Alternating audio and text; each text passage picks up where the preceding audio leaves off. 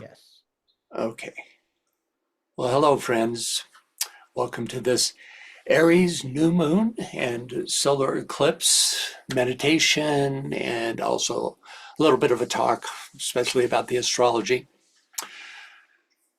So, as you can see on your screen, the exact moment of the new moon will be in about, well, see now, more like 36 minutes, something like that, at 35 minutes at 6:21 p.m. GMT. Okay, I'd like to start with a quote from one of Michael Robbins' New Moon Meditations. Quote, "The conjunction of sun, moon, and earth at every new moon negates the decaying vampiristic tendency of that abandoned shell that we call the moon. And for us, is an opportunity to bring solar power into our lunar vehicles, which eventually brings about a great transformation." Can't help but notice the 3 ballpoint pens clipped in his shirt. Thank you, Michael. Okay, let's take a look at the astrological chart for both the new moon and the solar eclipse. I'm not sure exactly why this happens, but the events are actually 4 minutes apart. The new moon is at 6:21. According to the information online that I could find, the solar eclipse happens 4 minutes before that and then lasts through the time of the new moon, which is sort of an interesting note. I'm not sure why they're not at the identical time. Okay, solar eclipses have a huge footprint, with its impact extending well before and long after the actual time of the eclipse.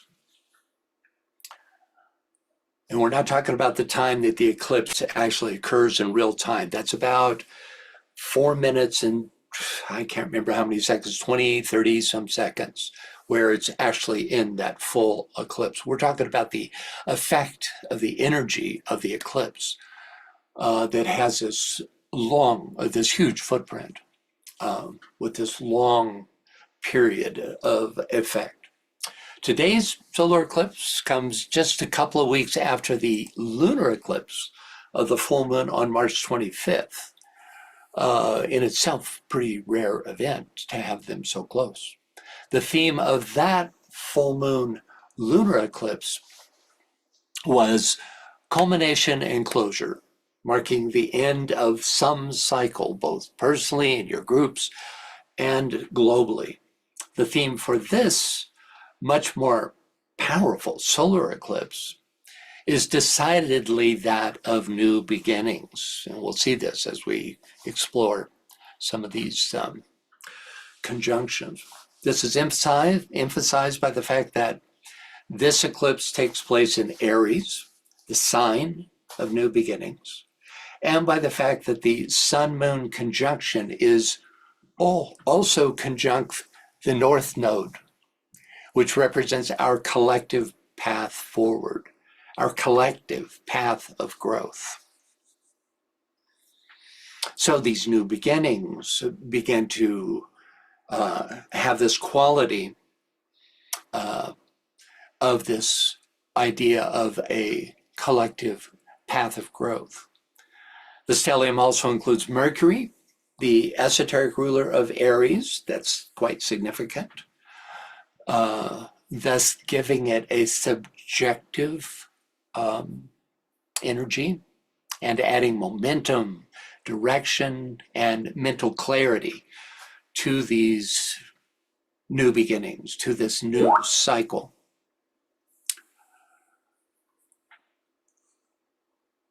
For Mercury, as esoteric ruler, represents the mental design of the initiating energy that Aries embodies. Using the dynamic qualities of Aries, the presence of Mercury in this stellium will help reveal just what kind of new beginnings will be brought into play by this solar eclipse. Also in this stellium, we have Chiron, which is precisely partile to the minute conjunct the sun and moon at 19 degrees 24 minutes of Aries. Chiron, called often the wounded healer, indicates where we may be experiencing pain, both individually and collectively, pain, discord, and challenges, but also where the potential lies for healing these wounds. Chiron in Aries indicates our woundedness in the I am aspect, lying at the very root of who we are. Applying Chiron's influence to our theme of new beginnings, we can see that its influence, especially in conjunction with Mercury, can help us become aware, both personally and globally, of our individual and collective woundedness. But Chiron also indicates how we may effectively heal ourselves, our groups, and the planet, so that we may more effectively engage in the coming new cycle. So, the energy of these two back-to-back eclipses and the massive Aries stellium shown here have been, are now, and will be for some time working together to close one door and open another. You can certainly look for this influence in your own lives, but expect to see it in your group activities and on the planet as a whole. But we don't have to be passive observers in this process. After all, Aries is the sign of inner authority. Instead, we can ourselves set a new intention and use the energy of these eclipses, both eclipses, as well as the energy available through the conjunction of Jupiter and Uranus in Taurus, which facilitates our intuition, to usher our intention into fruition. This can be a specific objective, or as general as let the energies streaming through these eclipses and this stellium work for the higher good in my life, the life of the groups in which I participate, and for the good of all humanity. As I mentioned before, this turning of the page to a new chapter will unfold over many months to come. The two eclipses have planted the seeds of change. Over the next several months, we'll see how their influence manifests, but we can also guide how this influence manifests. For the United States, this eclipse coincides with this country's Pluto natal return, which is still in effect, having progressed only a few degrees since that return. This is another massive indicator of change for this country, whose changes will, of course, impact the entire globe. Since Pluto is now in Aquarius, it provides an opportunity for the U.S. to begin to align itself with the energies of the coming age. As a side note, total eclipses particularly affect those towns and cities that lie in its direct path. Given this fact, today's eclipse will strongly impact a number of major cities in Texas, Arkansas, Indiana, Ohio, Pennsylvania, New York, and Vermont. It'll be interesting to see how this impact plays out in the coming months. It seems to be a particularly US-centric eclipse. Of course, this country can use a change of direction, the opening of a new door, and we'll just see how the ability of those who are working on the path of light in this country can forward the Aquarian energy through the energy of this eclipse. And we can begin that process today. Okay. DK doesn't talk a lot about the new moon, but there is one particularly significant quote. In Discipleship in the New Age, Volume 2, he says, "At the time of the new moon and of the full moon, all members of all the ashrams meditate deeply in an invocative and evocative manner. Their meditation, therefore, falls into two parts. The first part is evocative, of inspiration from the Nirmanakayas, with whom they deliberately get in touch.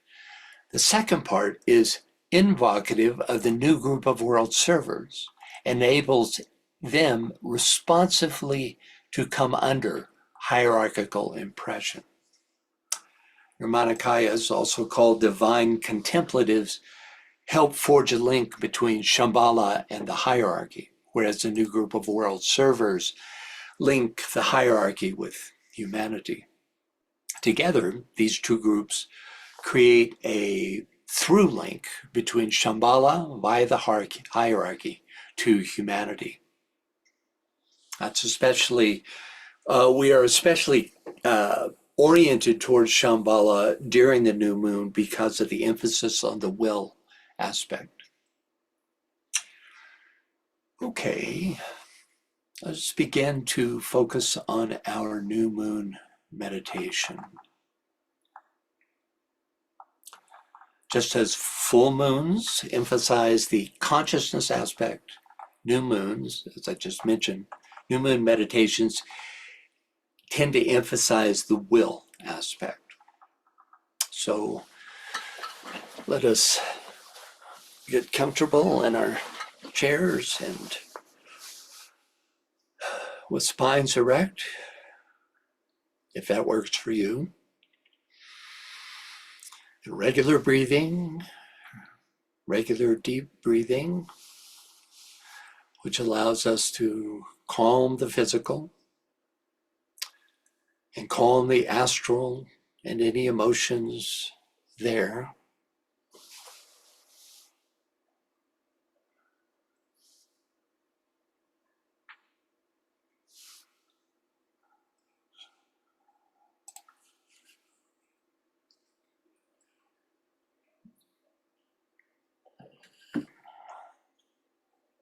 Now let us lift our awareness onto the mental plane, where we can come together as a group and where we are gradually, steadily beginning to realize that there is no thy soul and my soul, but just this group soul, which is part of the great soul field of humanity.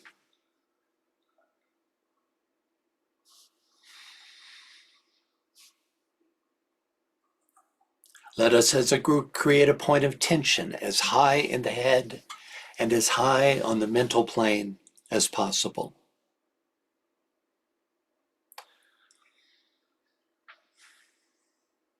Now, while centering our consciousness in this point of tension,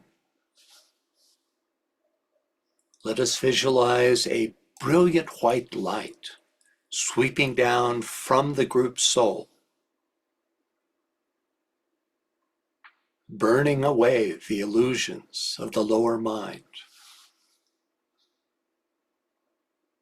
the glamours of the astral body,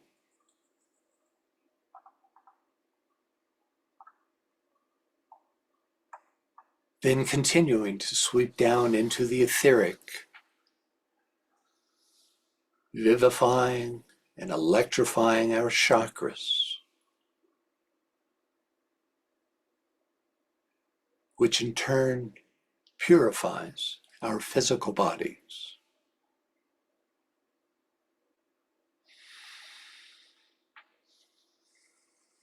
Thus linking us as a group with the soul field of humanity.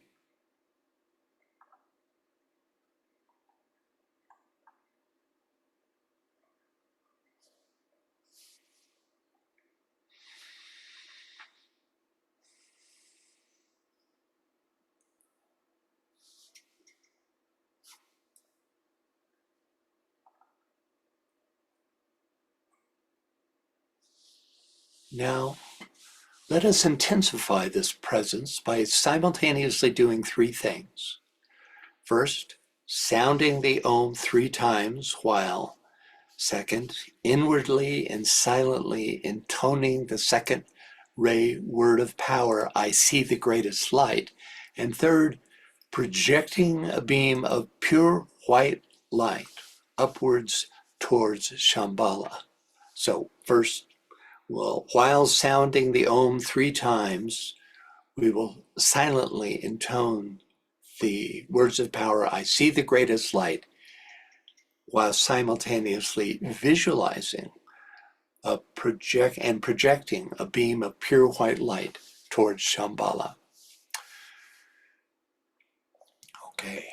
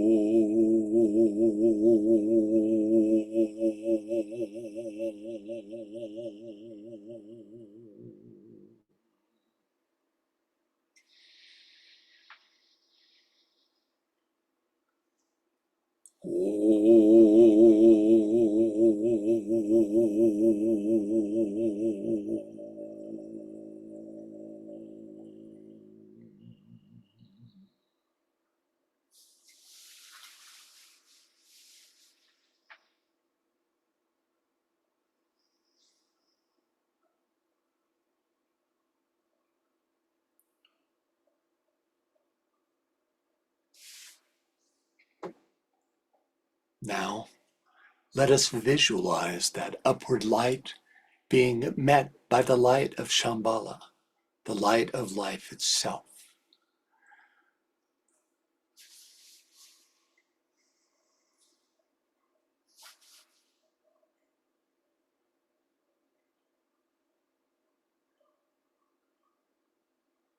This meeting of the streams of the projected light upwards and the downward projected light from Shambhala turns our little group into a channel of light, which we will now and for the rest of this meditation radiate outward to humanity, helping to meet the ever-present need.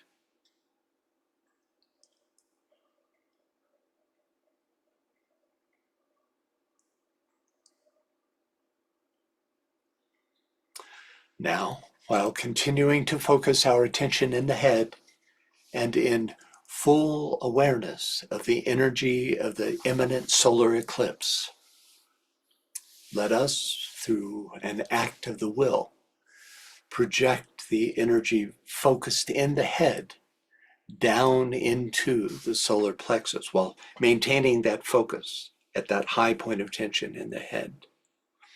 Use the breath to project the energy focused in the head down into the solar plexus.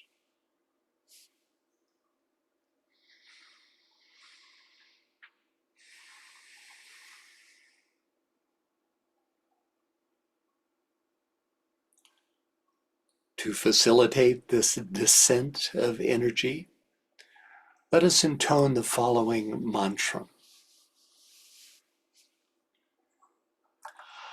I am the soul, and also love I am.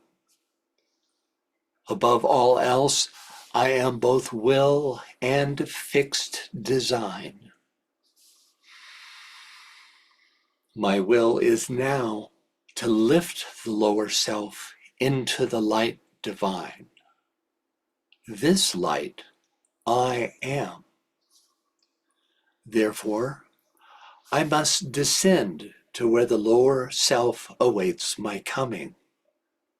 That which desires to lift and that which cries aloud for lifting are now at one. Such is my will.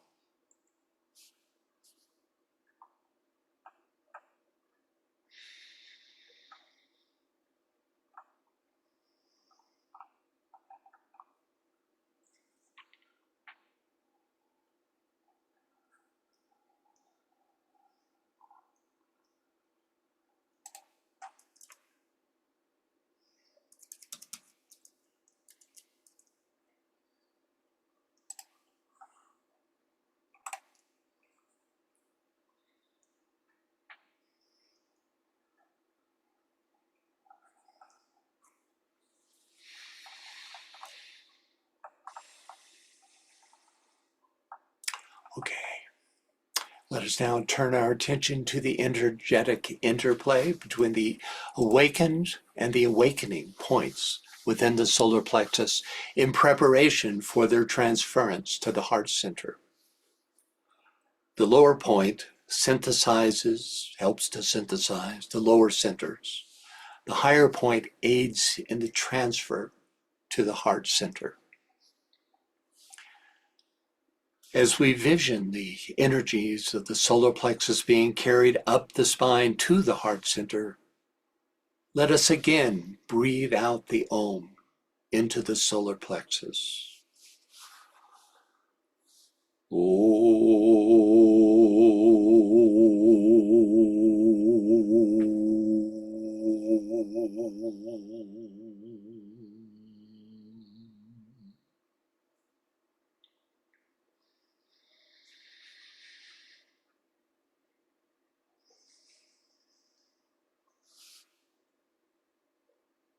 Now, let us draw the focused energy created up to the throat center.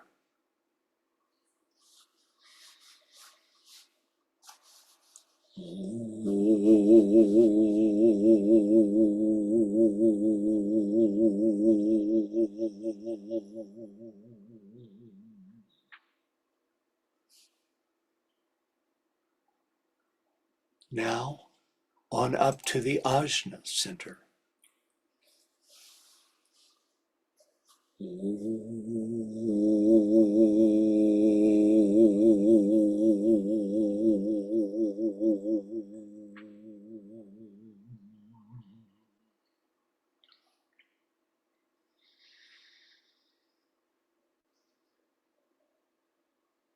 And finally, back into the head center, which acts as a bridge between soul and personality.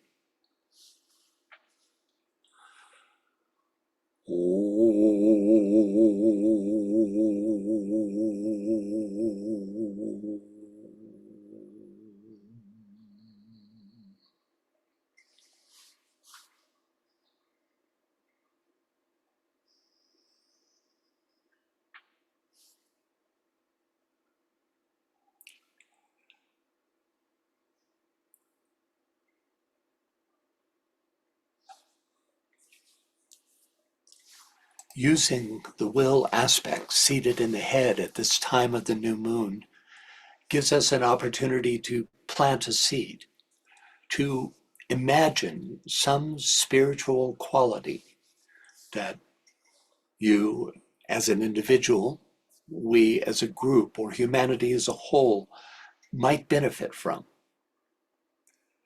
So, while continuing to hold a point of tension as high in the head center as possible, let us take a moment to consider, from a soul perspective, what new quality of being or new outer activity you, we, would like to initiate at this time of rare opportunity.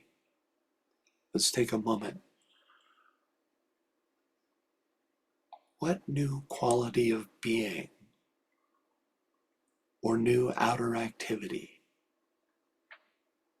could we initiate?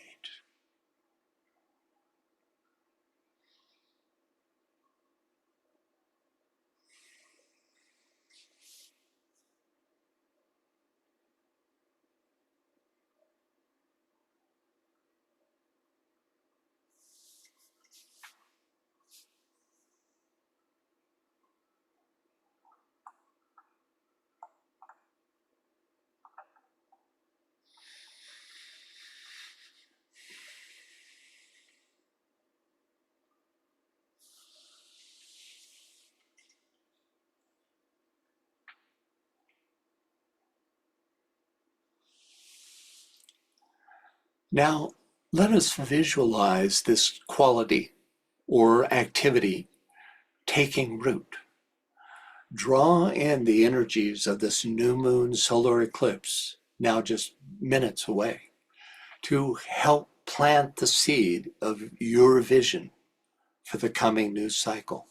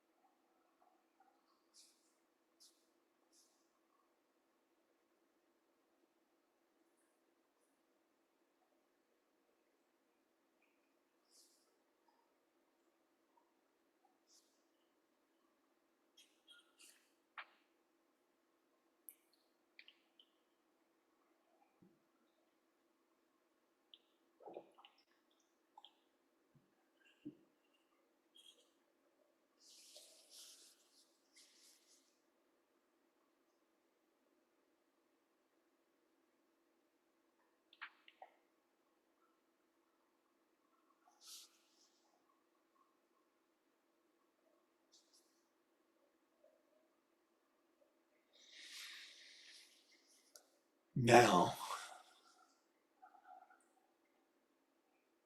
using the creative imagination, visualize what this new quality or activity will look like once it has begun to grow and thrive.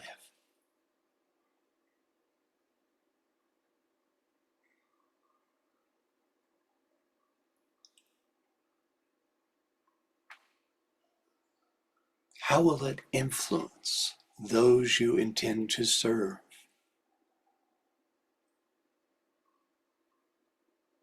How will it create a positive change?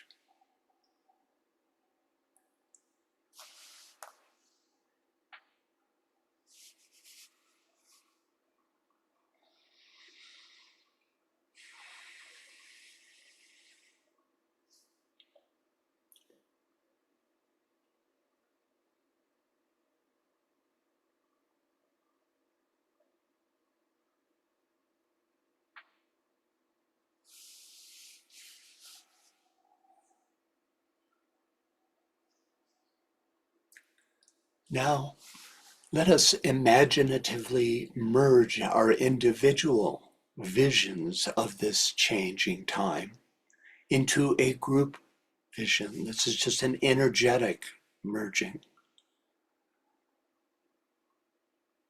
Visualize all these individual threads representing the positive change that we would like to see happen, merging together into a great and potent thread, cord of change.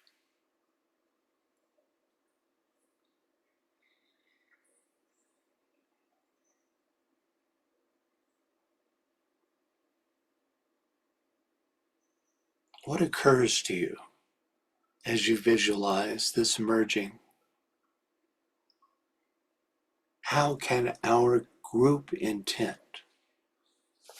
serve the world need?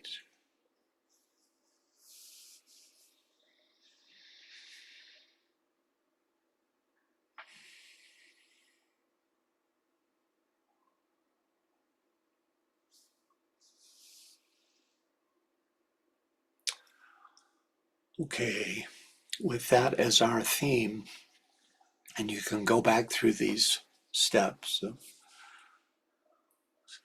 planting the seed, watching it thrive, and bringing it together into group purpose during the next 8 minutes of silent meditation um,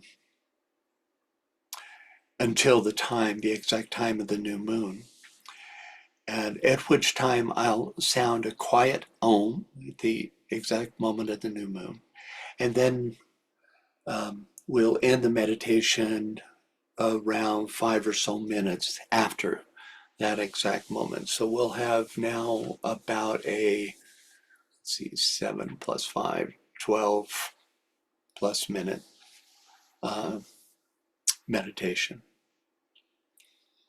And then I'll finally end the meditation with a final Om. Okay.